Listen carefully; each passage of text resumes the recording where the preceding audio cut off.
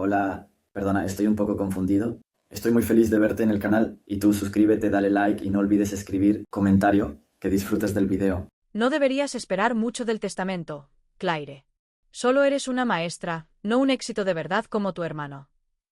Eso fue lo último que me dijo mi padre antes de entrar en el despacho del abogado, y juro que me dio con todo el peso de un revés, disfrazado de cortesía y condescendencia. Me quedé allí, parpadeando un segundo, intentando decidir si reír, gritar o simplemente asentir y guardarme el fuego para otro día. Al final, opté por el silencio. No porque estuviera de acuerdo con él, no porque no tuviera nada que decir, sino porque sabía que aún quedaba algo por decir, y por una vez quería que se quedara en su propia ignorancia sin mis comentarios. No merecía mis palabras, ya no. Soy Claire Reynolds, tengo 39 años y soy profesora de inglés en una escuela secundaria en un pueblo que la mayoría de la gente sobrevuela sin darse cuenta.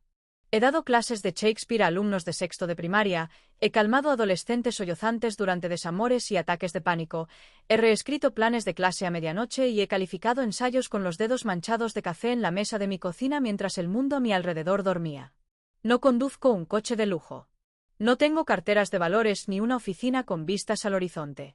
Pero tengo alumnos que me han dicho que les cambié la vida. Tengo aulas llenas de pupitres desgastados y niños que me miran como si fuera un faro cuando sus vidas parecen tormentas. Aún así, a los ojos de mi padre, nada de eso ha importado nunca. Mi hermano, Eric, vaya nombre que hace que todos en la familia se pongan serios y se rindan a una admiración ensayada.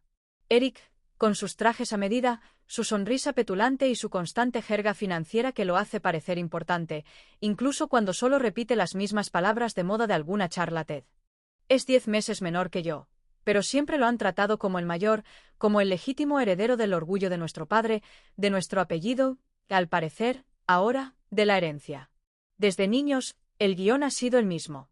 Eric tenía la habitación más grande, el primer coche, los aplausos más fuertes en cada reunión navideña. Cuando gané una beca, mi padre asintió cortésmente. Cuando Eric sacó una nota media en un examen parcial de economía, nuestro padre lo llamó potencial disfrazado. Yo era la constante, la triunfadora discreta, la chica que leía novelas en lugar de perseguir trofeos. Y por eso, me ignoraban constantemente. Nuestro abuelo, Henry Reynolds, era la única persona de la familia que me hacía sentir reconocido sin ataduras. Era un hombre de voz suave, manos curtidas y una mente más aguda que la de la mayoría de la gente de la mitad de su edad. Se sentaba conmigo en el porche durante los veranos, me preguntaba por mis alumnos, mis planes de clase, mis autores favoritos. No le importaba que no usara zapatos de diseñador ni que presumiera de mis bonificaciones anuales. Le importaban las historias, cómo la gente se movía por el mundo, haciendo el bien discretamente, sin aplausos. Cuando falleció el mes pasado, algo dentro de mí se quebró de una forma inesperada. No era solo dolor, sino un dolor más profundo, el miedo a que la única persona que alguna vez me vio tal como era hubiera desaparecido, dejándome sola en una familia que medía el valor en decimales y cargos. Así que, cuando mi padre hizo ese comentario, cuando me ignoró con esa maldita sonrisa que siempre me ponía los pelos de punta, debería haberme enfadado.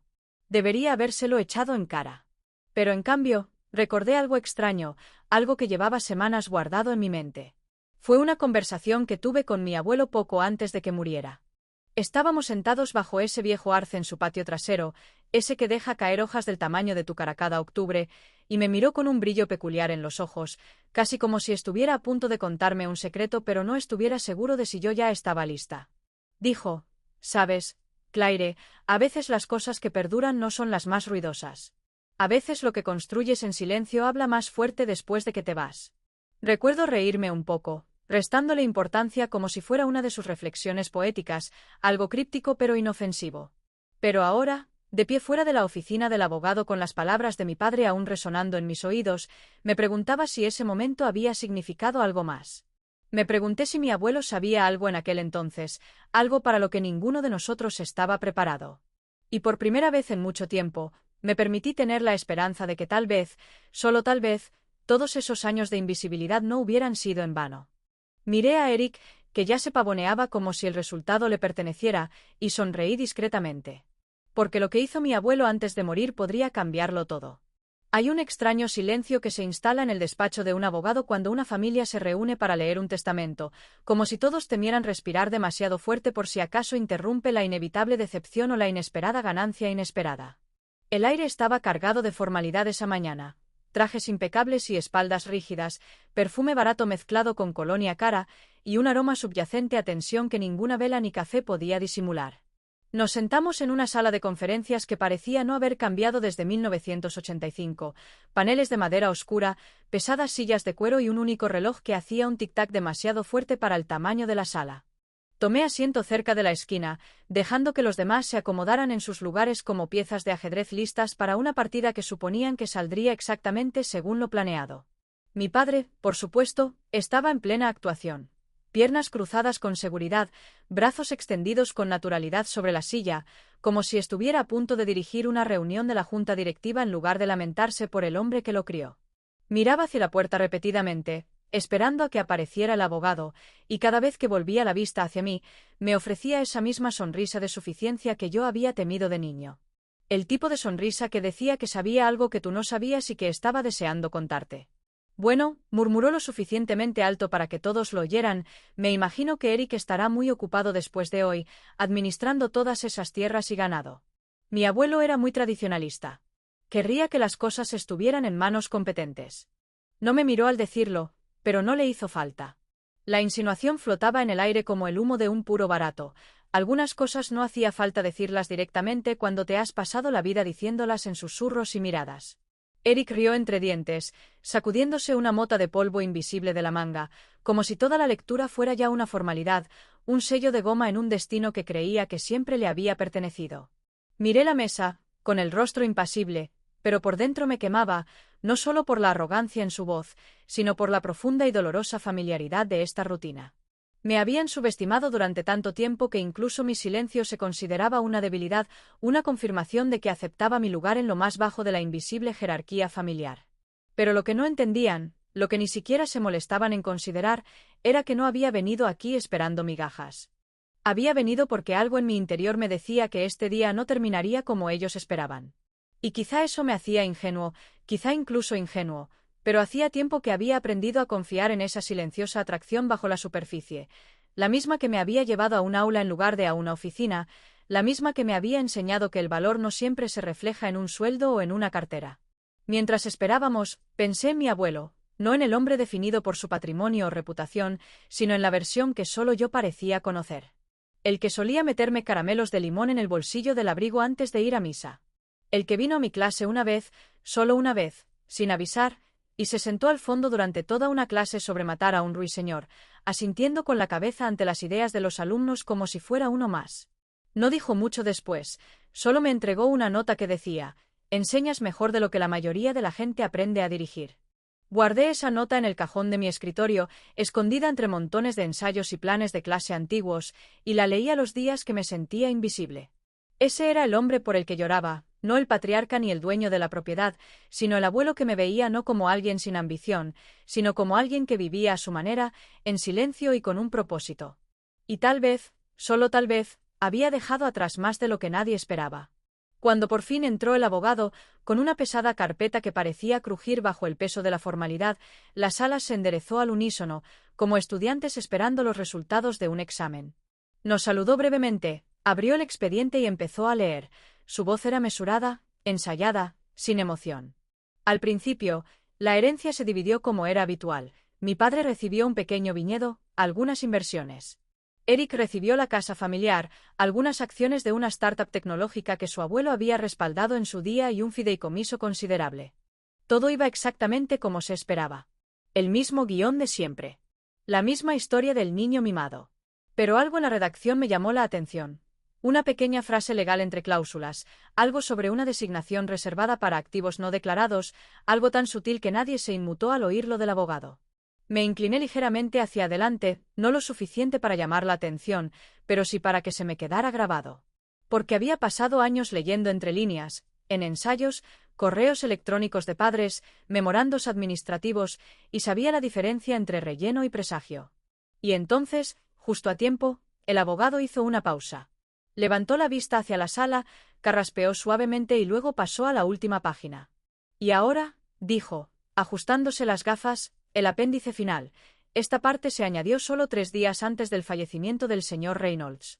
La sala se movió de repente, las sillas crujieron, mi padre frunció el ceño, Eric se irguió en su asiento. Todos percibieron el cambio de tono, pero nadie sabía que se avecinaba. Excepto quizás yo. Porque recordé aquella conversación bajo el arce. Record la mirada de mi abuelo. Y de repente, ya no era solo una maestra sentada tranquilamente en un rincón. Era la tormenta que nunca vieron venir.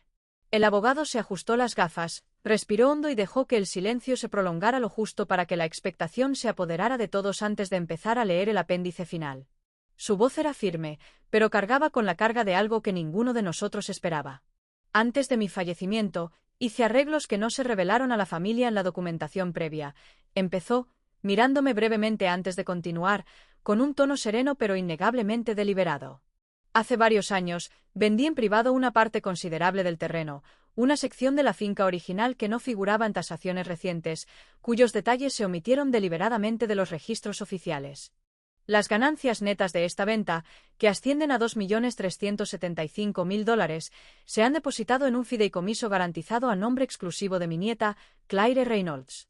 Por un instante, sentí como si toda la sala hubiera dejado de respirar, como si el aire se hubiera espesado hasta convertirse en algo impenetrable, sofocante e inamovible. Podía oír el leve crujido del cuero mientras mi padre se tensaba en su silla, la exhalación apenas contenida de incredulidad de mi hermano, la forma lenta, casi mecánica, en que el abogado pasaba la página, como si les diera a todos unos segundos más para asimilar por completo lo que acababa de decirse en voz alta. No estaba seguro de qué me asombraba más: el hecho de que mi abuelo hubiera hecho esto en absoluto secreto, o el hecho de que, por primera vez en mi vida, mi nombre estuviera ligado a algo que nadie podría arrebatarme. El abogado continuó leyendo con voz firme, incluso mientras la energía en la sala pasaba de una silenciosa expectación a algo mucho más inestable, casi volátil. Creo firmemente que Claire ha demostrado la integridad, la resiliencia y el propósito que rara vez se recompensan en las herencias tradicionales, y por eso le he confiado este regalo. Ha elegido una vida que no se basa en el derecho a todo, ni está dictada por el peso de las expectativas, sino que se ha forjado con su propia dedicación, compasión y perseverancia. Me niego a que tales valores pasen desapercibidos. Sentí un nudo en la garganta, un calor inesperado que me quemaba detrás de los ojos, pero me obligué a mantener una expresión neutral, sabiendo que en cuanto reaccionara, mi padre la usaría como arma, Eric la convertiría en munición, y este momento raro e imposible, se convertiría en algo que jamás podría recuperar. En cambio, apreté las manos contra el regazo, aferrándome a la tela del vestido, e inhalé por la nariz, dejando que las palabras se asentaran, dejándolas arraigar en mí como algo permanente, algo que nadie podría arrebatar. La silla de Eric chirrió contra el suelo, un sonido agudo que atravesó el silencio como una cuchilla. Sus manos agarraban los brazos de la silla con tanta fuerza que los nudillos se le pusieron blancos. «Es una broma», dijo con la voz entrecortada por la incredulidad, mirando al abogado y a nuestro padre, buscando la confirmación de que se trataba de algún error administrativo, algún fallo técnico que se corregiría en cuanto alguien con autoridad real interviniera. Ese dinero debería haber formado parte de la división de la herencia. De ninguna manera lo habría hecho sin decírselo a nadie. El abogado apenas parpadeó. Su profesionalismo era un muro de hierro contra la creciente indignación de Eric, con una expresión indescifrable mientras pasaba la página con calma y respondía sin vacilar. Le aseguro que la venta del terreno se realizó legalmente, a través de canales privados, con toda la documentación necesaria firmada y verificada mucho antes del fallecimiento del señor Reynolds. Fue su deseo expreso que esta transacción permaneciera en secreto hasta ahora. Mi padre finalmente habló, con una voz grave y controlada, como la que usaba cuando intentaba contener algo desagradable bajo la superficie. «Esto no tiene sentido», murmuró, sacudiendo ligeramente la cabeza y entrecerrando los ojos como si de alguna manera pudiera leer a través de las palabras del abogado, como si hubiera algún engaño oculto entre los documentos que tenía delante. ¿Por qué le daría esa cantidad de dinero y no se lo diría a la familia? ¿A mí? Y ahí estaba, la verdadera pregunta. No porque mi abuelo lo había hecho, ni qué significaba para mí, sino porque habían excluido a mi padre, porque habían evadido por completo su control, porque la única persona de esta familia a la que había pasado toda su vida ignorando se había convertido en la única beneficiaria de algo que ahora comprendía que no podía tocar. Podría haber respondido a esa pregunta. Podría haberlo mirado a los ojos y decirle exactamente por qué mi abuelo me había elegido, porque lo había mantenido oculto, porque había decidido que la única manera de asegurar que su legado no se convirtiera en un número más en la cartera de inversiones de Eric ni en una moneda de cambio más en el imperio de mi padre era asegurarse de que fuera a algún lugar donde nunca se desperdiciara. Pero no lo hice. Porque este no era momento para explicaciones, para justificaciones, para intentar hacerles entender algo que nunca debieron entender. En lugar de eso, me senté en silencio, dejando que el peso de su comprensión los aplastara, dejando que el silencio se prolongara lo suficiente para que lo sintieran en sus huesos. Entonces el abogado metió la mano en el expediente, sacó un segundo sobre y lo colocó cuidadosamente sobre la mesa frente a mí. Era más pequeño que los demás, sellado con las iniciales de mi abuelo, y solo tenía 6 palabras garabateadas en el frente con su caligrafía firme y familiar. No abrir hasta que pase la primera tormenta. Pasé mis dedos sobre la tinta, sintiendo el peso de lo que acababa de suceder, sabiendo que lo que hubiera dentro de ese sobre no sería solo una explicación, sino una revelación, algo que se suponía que solo se entendería cuando el polvo se hubiera asentado, cuando se hubiera librado la primera batalla, cuando la guerra hubiera comenzado por completo. Y cuando levanté la mirada para encontrarme con la de mi padre, mientras observaba cómo la incredulidad de Eric se endurecía hasta convertirse en algo más oscuro, algo venenoso, algo que me decía que no iba a dejar pasar esto sin luchar, me di cuenta de algo que no había notado antes. Mi abuelo no solo me había dado una herencia, me había dado un arma. Y ahora, quisiera o no, la batalla había comenzado. Supe que la reacción se avecinaba en cuanto leí la última página, incluso antes de que la silla de Eric terminara de retroceder chirriando sobre el suelo pulido y antes de que el ceño fruncido de mi padre se endureciera hasta convertirse en algo más frío que la decepción. Pero lo que no había previsto, para lo que no podría haberme preparado del todo, fue la rapidez con la que el hijo de oro se desmoronó, la rapidez con la que su cuidadosamente cuidada imagen de compostura y control se quebró en cuanto los focos dejaron de centrarse en él. Su rostro se puso de un rojo que no había visto desde que éramos adolescentes, el tipo de rojo que suele aparecer justo antes de una rabieta o un portazo, y su voz se quebró de incredulidad mientras se levantaba de la silla, señalándome como si hubiera hecho un truco de magia y hubiera engañado a un muerto para que me favoreciera. ¿Lo manipuló?, siseó Eric, fulminando con la mirada al abogado con la mirada como si fuera cómplice de algún plan retorcido que yo hubiera orquestado. Pasó años metiendo ideas en su cabeza, haciéndose la nieta inocente mientras fingía que no le importaba el dinero. Sus palabras fueron rápidas y cortantes, cargadas de acusación y orgullo herido, y era evidente que el dolor de ser ignorado no se debía solo al dinero, sino al legado, a la humillación pública de dejar de ser el elegido. Mi padre se inclinó hacia adelante en su silla, con la mandíbula tan apretada que casi le astillaba el hueso, y por un momento pensé que intentaría mantener un poco de dignidad ante el abogado. Pero en lugar de eso, asintió lentamente y dijo: «Lo impugnaremos. Lo llevaremos a los tribunales si es necesario. Ese tipo de adenda no resistirá un análisis minucioso. Tu abuelo no estaba en sus cabales al final, y Claire se aprovechó de ello». Me quedé quieto, mirándolos a ambos con una especie de silenciosa incredulidad, no porque me sorprendiera su reacción, sino porque la rapidez con la que convirtieron esto en un drama judicial era casi risible. Mi padre, que siempre se había enorgullecido de su dignidad y moderación, ahora se aferraba a cualquier tecnicismo legal para despojarme de algo que ni siquiera era suyo. ¿Y Eric? Eric se estaba desmoronando tan rápido que casi esperaba que empezara a destrozar la sala en busca de alguna cláusula oculta que le devolviera su preciado título de heredero forzoso. Pero no me inmuté. No alcé la voz. No intenté defenderme, ni defender mi caso, ni señalar la carta que ahora guardaba a buen recaudo en el bolsillo de mi abrigo. Simplemente me quedé allí sentado, respirando lentamente, dejando que su furia se apagara mientras me aferraba a lo único que importaba, la decisión de mi abuelo y la carta manuscrita que aún olía ligeramente a cedro y tinta. Más tarde esa noche, cuando el eco de su indignación se había desvanecido en el silencio y finalmente estaba sola en mi apartamento, saqué la carta y la leí de nuevo, siguiendo los cuidadosos trazos de su letra, oyendo su voz en mi cabeza como si me la leyera él mismo.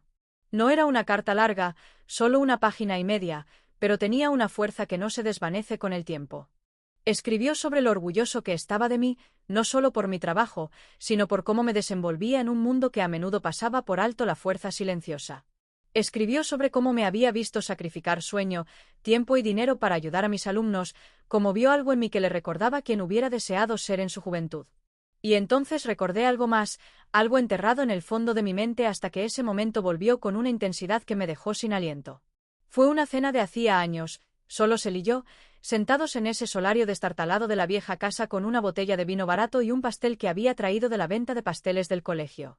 Él había estado callado esa noche, mirando el jardín por la ventana como si estuviera viendo fantasmas danzando en los setos. Entonces se volvió hacia mí y dijo: «Cometí un error con tu padre. Lo crié para creer que el poder importaba más que la bondad, que la riqueza era una prueba de valía. Y ahora lo veo también en tu hermano, buscando influencia, nunca la realización. No quiero que ese ciclo se repita». En aquel momento, no le había dado mucha importancia. Era solo el arrepentimiento nostálgico de un anciano que reflexionaba sobre el pasado.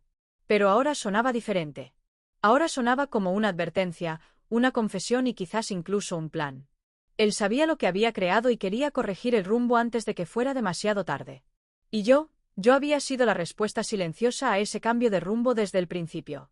Cuando les conté a algunos de mis compañeros lo sucedido, la herencia y el revuelo que causó, la mayoría se quedaron atónitos. $2 millones, dijo uno con los ojos como platos. Podrías jubilarte mañana. Quizás podría. Quizás debería. Pero no lo hice. Regresé a mi aula ese lunes por la mañana con los mismos planes de clase y la misma pila de ensayos sin calificar esperando en mi escritorio. Porque enseñar no era solo un trabajo para mí. Era algo más profundo, algo que me ataba a una versión de mí mismo que ningún dinero podía reemplazar. Aún así, la carta con el sobresellado pesaba en mi bolso, tentándome con la curiosidad de qué más podría haber dejado. Así que esa noche, después de que los estudiantes se fueran y el edificio resonara con el suave murmullo de los pasillos vacíos, me senté en mi escritorio bajo las luces fluorescentes y abrí con cuidado el sobre que él había marcado con 6 crípticas palabras: «La verdad yace bajo los cimientos», literalmente. Me quedé paralizada, leyendo la frase una y otra vez, sintiendo cada vez una mayor confusión y asombro. ¿Qué fundamento? ¿Qué verdad? ¿Era metafórico, o realmente había ocultado algo bajo el suelo literal que pisábamos? Aún no lo sabía. Pero si sabía una cosa, lo que mi abuelo había enterrado, física o figurativamente, no era solo un regalo de despedida. Era un mensaje. Y yo era el único que debía encontrarlo. Un silencio peculiar se apodera de un lugar que antes estaba lleno de tantas capas de ruido. No solo el sonido de voces y pasos, sino el sutil e invisible zumbido del legado, los susurros de viejas discusiones incrustados en el papel pintado, el peso de las expectativas presionado en cada tabla crujiente del suelo. Eso fue lo que sentí cuando volví a la casa de mi abuelo por primera vez después de la lectura del testamento, solo que ahora ya no era su casa. Era la mía. Las llaves pesaban más en mi mano de lo que esperaba, como si no fueran solo llaves de puertas y cerraduras, sino de preguntas que ni siquiera sabía que necesitaba respuestas hasta esa extraña última carta que me dejó. Recorrí cada habitación lentamente, dejando que el polvo se asentara tras de mí, respirando el aroma a madera vieja, flores secas y el tenue humo de cigarro que se aferraba a las cortinas, aunque nadie había fumado allí en años. Todo parecía igual. El sillón descolorido junto a la chimenea, el reloj de pie en el pasillo que nunca daba la hora, la hilera de enciclopedias en la estantería que él nunca usaba pero que nunca se atrevía a sacar. Pero algo era diferente ahora. La casa ya no parecía un museo de la vida de otra persona. Parecía un lugar esperando a ser desenterrado. Y las palabras de esa última carta resonaban implacablemente en mi mente a cada paso: la verdad yace bajo los cimientos, literalmente. No entendía del todo a qué se refería, pero lo conocía lo suficiente como para creer que no habría escrito algo así a la ligera ni metafóricamente.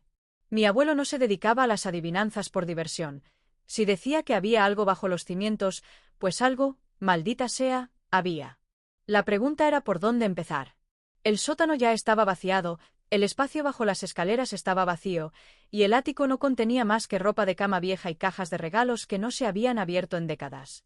No fue hasta que entré en la caseta del jardín, esa estructura destartalada al fondo del patio, con la puerta torcida y el pestillo oxidado, que empecé a sentir que algo cambiaba. Hacía años que nadie tocaba el cobertizo, quizá más. La hiedra se enroscaba alrededor de las ventanas y las telarañas se aferraban tenazmente a cada rincón. Pero algo en la inclinación del suelo, en cómo las tablas del fondo crujían de forma diferente bajo mis botas, me llamó la atención. Me arrodillé y empecé a tirar suavemente de las tablas del suelo, usando la garra oxidada de un viejo martillo que colgaba de una clavija en la pared. No tardé mucho en oír el eco hueco bajo la madera, el inconfundible sonido de algo oculto. Lo que encontré fue un viejo baúl, sin adornos ni brillo, solo una modesta caja de madera con bisagras de latón y un pestillo deslustrado. No estaba cerrado, y al abrirlo, el olor a papel viejo y cuero me invadió como un recuerdo. Dentro había montones de diarios, carpetas llenas de documentos amarillentos, sobres con las esquinas quebradizas y fotografías que nunca había visto, imágenes de mi abuelo de joven, fotos de mi padre y Eric de niños, incluso algunas mías, sentada en su regazo bajo el arce del jardín trasero. Pero bajo la nostalgia, había algo más, algo mucho más inquietante y revelador. En una de las carpetas había copias de informes financieros, pero no cualquier informe. Eran documentos internos de las inversiones familiares, marcados con anotaciones de la letra de Eric. Reconocí la letra al instante, la forma en que siempre hacía sus símbolos de dólar, nítidos y marcados. Y las cifras no mentían. Había estado falsificando proyecciones, ocultando pérdidas y desviando dinero discretamente de empresas conjuntas que mi padre le había ayudado a construir. Era un proceso sistemático, calculado y meticulosamente registrado. No se podía negar lo que era. Pruebas de malversación, engaño y manipulación financiera que se remontaban a casi 6 años. Y lo más incriminatorio era que no eran copias con las que mi abuelo se había topado por casualidad, eran originales, etiquetados e indexados, como si hubiera estado recopilando pruebas en secreto durante años, esperando a que alguien tuviera la valentía o la confianza para encontrarlas. Me senté en el suelo del cobertizo, rodeado de los fragmentos de la ilusión cuidadosamente construida por mi familia, intentando procesar su significado. No solo para Eric, sino para la versión de nuestra familia en la que crecí creyendo. Aquella en la que Eric era el hijo predilecto, el orgullo del legado de nuestro padre, y yo solo el maestro silencioso al que nadie tomaba en serio. Mi abuelo lo había visto todo, siempre había sabido que Eric estaba construyendo un reino de cartas y mentiras, y me había elegido para descubrirlo. Cuando finalmente confronté a mi padre, esperaba ira, negación, tal vez incluso una teatral muestra de incredulidad. Pero en cambio, permaneció sentado en un silencio atónito, mirando los documentos con una expresión que me dejó helada más que cualquier arrebato. No discutió. No gritó. No me pidió explicaciones ni me acusó de falsificar nada. Simplemente se quedó mirando los números, las firmas, la cronología, y luego se recostó en su silla como si algo en su interior finalmente se hubiera roto. Tal vez fuera vergüenza. Tal vez fuera el peso aplastante de darse cuenta de que el hijo en quien había invertido toda su identidad lo había estado desangrando a sus espaldas. O tal vez fuera algo más siniestro, reconocer que él también lo había visto, en el fondo, y simplemente decidió ignorarlo porque la verdad habría significado admitir que se había equivocado. Le dejé los documentos intactos y me fui sin decir una palabra más. No quedaba nada que decir. Nada que pudiera deshacer lo ya hecho. Y mientras me alejaba de la casa, mi casa ahora, las palabras de uno de los diarios seguían resonando en mi cabeza, una línea que mi abuelo había garabateado en los márgenes. La última pieza del rompecabezas no es para Claire. Es para Eric, que lo acepte. Había otra carta, enterrada bajo el último diario, sellada en un sobre dirigido no a mí, sino a mi hermano. No la había abierto, todavía no, pero sabía que lo haría. Porque lo que contuviera ese sobre sería el clavo definitivo en la imagen que él había dedicado toda su vida a pulir. Y no estaba seguro de si lo destruiría o lo liberaría. Había contemplado esa carta durante días antes de decidir finalmente qué hacer con ella. El sobresellado, dirigido con la letra cuidadosa y deliberada de mi abuelo, yacía en el borde de mi escritorio como un pesado artefacto de verdad, esperando aliviar el peso de todo una última vez. No era mía, en realidad no. Y aunque la tentación de abrirla me quemó más de una vez, sabía que no cruzaría esa línea, no porque no quisiera ver lo que había escrito, sino porque ahora entendía algo más profundo. Este no era un mensaje para mí. Era para mi hermano, y, estuviera listo o no, merecía leer las palabras que nuestro abuelo había decidido dejarle a él y solo a él. Cuando llamé a Eric y le dije que había una carta, mantuve la voz serena y fría, no por amargura, sino porque no quería mimar su ego ni alimentar su sed de drama. Apareció en casa esa misma tarde, con un aspecto más cansado que nunca, la camisa desabrochada, ojeras y ese andar siempre presente, ausente. No hizo preguntas, no discutió, no acusó. Simplemente se quedó en la puerta esperando, y cuando le entregué la carta, la tomó con una especie de reverencia vacía que me sorprendió más que cualquier otra cosa que pudiera haber dicho. No lo abrió delante de mí, ni se lo pedí. Simplemente asintió, salió y caminó hacia su coche. Lo observé por la ventanilla mientras estaba sentado al volante, dándole vueltas al sobre como si tuviera un cable de alta tensión, y finalmente rompiendo el sello. Lo leyó despacio, con detenimiento, no con la velocidad de quien busca una escapatoria o un insulto final, sino como si intentara asimilar cada palabra antes de que el peso lo aplastara por completo. No pude ver su rostro con claridad a través del parabrisas, pero vi el momento en que dejó caer los hombros, el instante preciso en que algo en su interior se quebró de una forma que no podía arreglarse con arrogancia ni negación. No se despidió al irse en coche, no me llamó ni me envió un mensaje después, y no fui tras él. Pero supe, en ese silencio, que lo que mi abuelo había escrito le había llegado de una forma que nada más podría jamás. Esa noche, por fin me permití leer la última línea de la carta, no porque la hubiera visto, sino porque ya sabía lo que diría. Era algo que mi abuelo solía murmurar para sí mismo a veces, sobre todo cuando Eric entraba en una habitación presumiendo de rentabilidad de las acciones o de sus negocios. El dinero sin integridad, decía en voz baja, es podredumbre en un traje de seda. Y eso fue todo. Ese fue el mensaje final. Ni venganza ni condena, solo una simple verdad que resonó con más fuerza que cualquier fortuna. Los meses transcurrieron en silencio después de eso. La casa se adaptó a un nuevo ritmo, y yo también.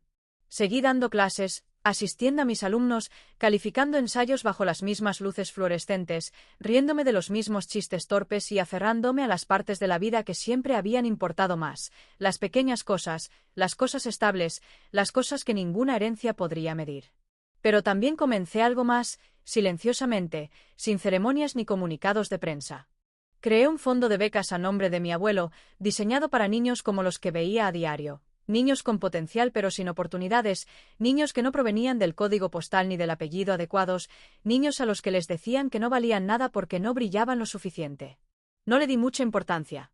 No firmé el cheque ni posé para fotos. Simplemente financié el papeleo, construí la estructura y dejé que hiciera el trabajo del que mi abuelo se habría sentido orgulloso. La primera vez que vi a una de mis alumnas recibir una beca de ese fondo, una chica de voz suave que escribía poesía en los márgenes de su cuaderno de ciencias, supe que ese era el verdadero legado que él quería. No tierras, ni acciones, ni un apellido envuelto en ego, sino algo que perdurara en las vidas que tocamos cuando nadie más nos veía. Mi padre nunca vino a visitarme. Lo único que me ofreció fue un correo electrónico frío, enviado meses después, con solo una frase: «Espero que estés orgulloso de lo que has hecho». No respondí. No hacía falta. Lo dejé en mi bandeja de entrada unos días antes de borrarlo sin pensarlo dos veces, no por despecho, sino por paz. Porque por fin entendí que su aprobación nunca fue mía, y su decepción ya no tenía ningún poder sobre la vida que había construido. En el aniversario de la muerte de mi abuelo, fui sola al cementerio. El cielo estaba nublado, el viento era suave y constante, y el camino desde la puerta hasta su lápida estaba bordeado de hojas amarillas que empezaban a curvarse en los bordes. Me quedé allí un buen rato, respirando, recordando, y entonces saqué uno de sus diarios de mi bolso, el que tenía la última página que había leído una docena de veces desde su muerte. Leí esas últimas líneas en voz alta, con voz firme a pesar del dolor de garganta. El mundo valora el ruido, pero son los silenciosos los que construyen los cimientos. Al darme la vuelta para irme, no me sentí triunfante, victoriosa ni reivindicada. Sentí algo más simple, algo más claro, como si por fin hubiera dejado atrás algo que llevaba cargando desde la infancia, como si por fin hubiera salido de una sombra en la que ni siquiera sabía que vivía. Caminé de vuelta a mi coche, con el viento tirando suavemente de mi abrigo, y mientras estaba sentada al volante, miré hacia atrás una última vez, hacia el lugar donde descansaba. Y pensé, no con certeza, sino con tranquila aceptación, que no pedí venganza, pero quizá esto era justicia. Aún así, no sé si gané. Quizá simplemente dejé de perder.